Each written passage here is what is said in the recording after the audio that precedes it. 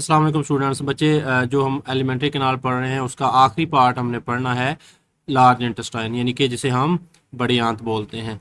तो बच्चा इससे पहले हमने पढ़ ली हैं सारी चीज़ें। जैसे हमने जो पहला पार्ट पढ़ा वो हमने पढ़ा ऑरल कैविटी, मुंह के अंदर खुराक के साथ क्या किया जाता है, और उसके बाद बेटा हमने पढ़ा एसोफेगस, फेरिंक्स और एसोफेगस दूसरा हिस्सा। तीसरा हिस्सा खुराक स्टमक में आई, मैदे में आई। चौथा स्मॉल इंटेस्टाइन छोटी आंत में आई, वहाँ पे पेंक्रियाज और जिगर ने अपनी रतूबतें शामिल की और खुराक खून में शामिल हो गई। जो बाकी बच गई है चीज़ें बेटा अब वो लार्ज इंटेस्टाइन में आ जाएंगी। ठीक है, तो यहाँ पे जो पानी का इंतजाम है और वो इस तरह के कुछ अवामल होंगे उनको हम पढ़ते हैं। देखिए बच्चे, चैप्टर इंपॉर्टेंट है, इसमें टॉपिक भी बिल्कुल शॉर्ट शॉर्ट से हैं, 5-6 टॉपिक हैं कुल। ठीक है, और सारे लेक्चर जो है वो अपलोड हो चुके हैं चैनल पे उर्दू और इंग्लिश मीडियम के अलग से, तो आप देख सकते हैं। और बच्चे लॉन्ग क्वेश्चन आना है। ठीक है, तो बोर्ड वाले के मूड का कोई पता नहीं होता कि उठाकर लार्ज इंटेस्टाइन है, ये जो टॉपिक तो बिल्कुल शॉर्ट सा है और इसको दे दे लॉन्ग क्वेश्चन के तौर पर। ठीक है, तो आपने इसको अच्छे तरीके से तैयार कर लेना। इतना सा ये टॉपिक है तो इसको, लेकिन ये इंपॉर्टेंट है और इसको मैं आपको बताता हूँ। ठीक है, after the absorption of digested food material and some water, the undigested material and water move to the large intestine by peristalsis. देखिए बच्चे, जब खुराक की एब्जॉर्प्शन होगी वो छोटी आंत से हुई थी। ठीक है, छोटी आंत से खून में खुराक शामिल हो गई। ठीक है, जो चीज़ें बच गई हैं वो पेरिस्टालसिस के जरिए, पेरिस्टालसिस आपने पढ़ा था एसोफेगस में पढ़ा था कि ये एक वेव लाइक मूवमेंट है जिसकी वजह से खुराक जो है धकेली जाती है आगे मैदे की तरफ। तो पेरिस्टालसिस अकेली फूड पाइप में नहीं होती, पूरे डाइजेस्टिव ट्रैक में ही तकरीबन कहीं ना कहीं होती रहती है। तो पेरिस्टालसिस के जरिए अब खुराक को पुश कर दिया गया है लार्ज इंटेस्टाइन में, यानी कि हजमशुदा खुराक और पानी के इंतजाम के बाद जो गैर हजमशुदा मवाद है इसको जिस्म से निकालना है, तो जो बड़ी आंत है लार्ज इंटेस्टाइन है वो अपना रोल प्ले करेगी। ठीक है, अब ये लार्ज इंटेस्टाइन में आ चुके हैं। उसके बाद बेटा लार्ज इंटेस्टाइन के कितने हिस्से हैं? बिल्कुल जिस तरह उसके 3 हिस्से थे छोटी आंत के, डिजनम, ड्यूडेनम, जिजनम और इलियम। ठीक है, मैंने आपको कोड भी बताया था याद करने का, DJI। इसी तरह इसके भी 3 हिस्से हैं, सीकम है, कोलोन है और रेक्टम है। तो इसको आप याद कर लीजिएगा CCR से। ठीक है, ये भी कोड याद रखना आसान है, CCR। तो तरतीब आपको याद होनी चाहिए बेटा, CCR। ठीक है, colon, caecum, colon and rectum. तो ये इसके क्या हैं, 3 हिस्से हैं, सीकम है, ठीक है, और कोलोन है और रेक्टम है। जो सीकम है जो स्मॉल इंटेस्टाइन के साथ लगी एक छोटी सी थैली है, और उसके बाद कोलोन है और रेक्टम है। यहाँ पे आप स्ट्रक्चर इसका बेटा ये देख सकते हैं, ये छोटी आंत का स्ट्रक्चर था यहाँ पे। ठीक है, इसके जो 3 हिस्से थे ड्यूडेनम, जिजनम और इलियम, ये वाले, ये पढ़ाए सारे आपको, ये छोटी आंत थी। उसके बाद बेटा जी लार्ज इंटेस्टाइन है, बड़ी आंत है। तो इसके कौन कौन से हिस्से हैं? कोलोन है, सीकम है और रेक्टम है। ठीक है, तो यहाँ पे जो है वो पानी का इंतजाम होगा। एक बात याद रखिएगा, ये जो डाइजेस्टिव सिस्टम की बीमारियां हैं मुख्तलिफ, जो आगे लेक्चर भी है, तो उनका बेटा जी जो मेन उनकी वजह जो बनती है वो यहाँ पे बड़ी आंत में ही बनती है। ठीक है ना, जो लार्ज इंटेस्टाइन है वहाँ पे बनती है। पानी का इंतजाम कम हो गया या ज़्यादा हो गया, उसकी वजह से जो है वो कॉन्स्टिपेशन है या डायरिया है, यानी कि कब्ज़ है और इसहाल है, पेचिस की बीमारी है। ठीक है, तो उसकी वजह से जो मेन चीज़ें हैं वो बनती हैं। अगर इसमें कोई ख़राबी आ जाए यहाँ से, तो बैक्टीरियल इन्फेक्शन हो जाए, ठीक है, कोई खुराक ख़राब खा लिया आपने, तो इसकी वजह से यहाँ पे पानी के इंतजाम की कमी या ज़्यादती की वजह से ये 2 मेन बीमारियाँ हैं जो ज़िंदगी में किसी किसी इंसान को लाजमी होती हैं कभी ना कभी। Absorption of more water occur from large intestine. अब यहाँ पे पानी क्या है बेटा, ज़्यादा से ज़्यादा जज़ब होना है, यानी कि जो पानी है वो ज़्यादा जज़ब होकर दोबारा उसको खून में शामिल कर दिया जाएगा। ठीक है, या दूसरी तरफ भेज दिया जाएगा, बल्कि खून से ही जो गुर्दे हैं वो उसको पेशाब की सूरत में निकालेंगे। अच्छा, तो यहाँ पे अब मजीद ऑब्जॉर्प्शन की जाती है पानी की। पानी को निकाला जाता है इस सॉलिड, इस मटेरियल से। ठीक है ना, ड्यू टू इट, इस पानी के इंतजाम की वजह से जब पानी निकाल लेंगे आप उस मटेरियल से, द अनडाइजेस्टेड मटेरियल सॉलिडिफाइज। जो अनडाइजेस्टेड मटेरियल है, जो गैर हजम मटेरियल है, वो सख्त होना शुरू हो जाता है, नो कॉल्ड फीसिस। तो अब हम इसको फीसिस बोलते हैं, यानी कि फुजला बोलते हैं। ठीक है, या पखाना बोलते हैं।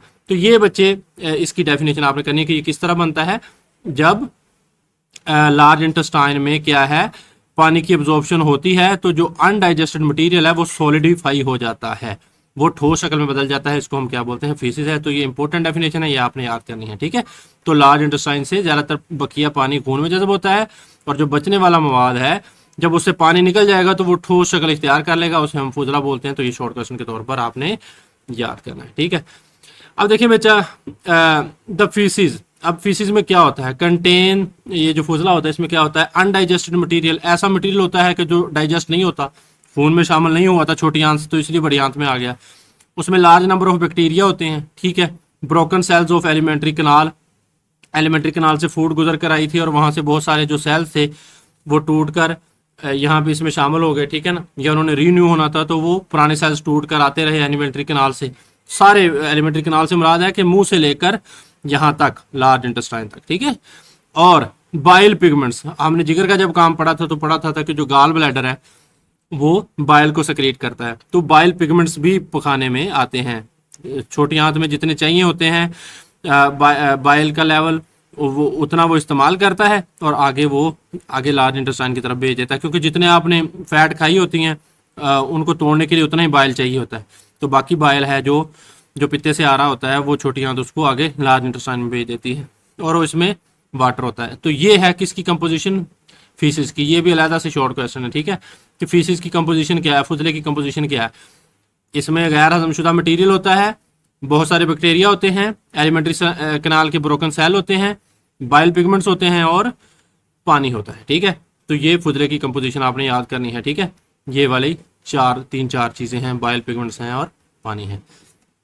फुजले को क्या किया जाता है, faeces are temporarily stored, temporarily मतलब होता है आर्जी तौर पर, स्टोर्ड इन रेक्टम, इसको रेक्टम में स्टोर किया जाता है, ठीक है। और ड्यूरिंग इजेशन, अब हमने 4-5 स्टेप पढ़े थे, ठीक है, इंजेशन से लेकर इजेशन तक। तो यहाँ पे आज क्या हो गया है, हमने इजेशन तक पढ़ लिया। तो फीसिस आर एक्सपेल्ड, इसको एक्सपेल्ड यानी कि निकाल दिया जाता है आउट थ्रू एनस, एनस के जरिए जिस्म से बाहर निकाल दिया जाता है, ठीक है। यानी कि फुजले को कुछ वक्त के लिए रेक्टम में जखीरा किया जाता है और इजेशन के दौरान फुजले को एनस के जरिए जिस्म से बाहर निकाल दिया जाता है।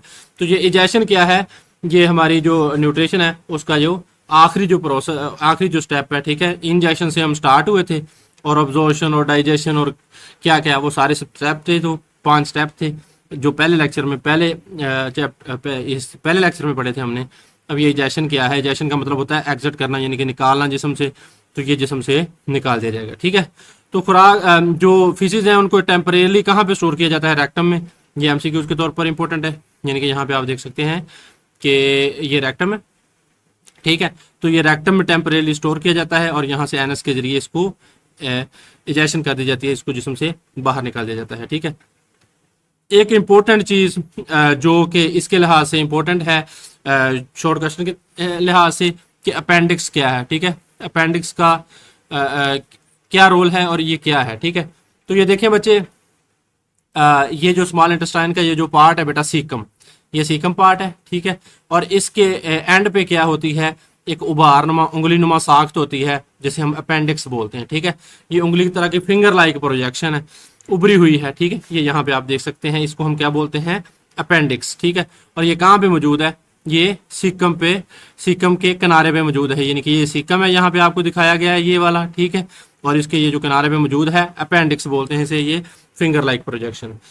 इसका कहा जाता है कि किसी न किसी दौर में कोई ना कोई रोल था, लेकिन अब शायद ये वेस्टिजियल आर्गन है, अब इसका कोई रोल नहीं है, ठीक है।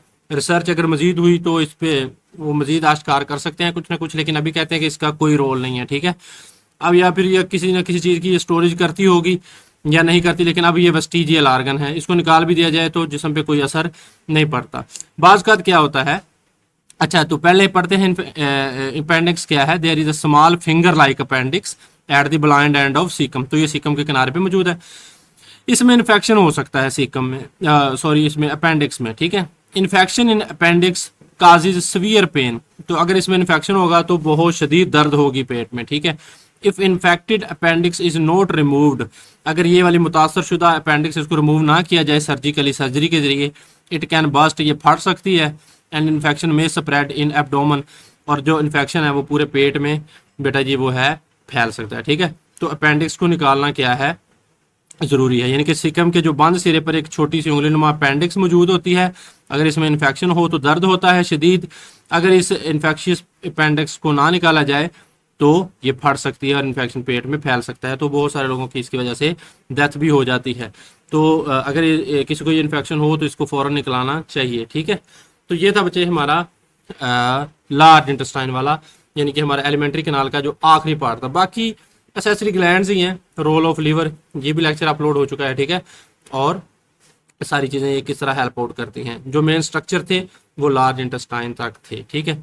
तो बेटा यहाँ पे आप देख सकते हैं कि हमने जो सारी चीज़ें हैं वो स्टडी कर ली हैं, ठीक है। ये चैप्टर के शुरू में आ गया हूँ मैं।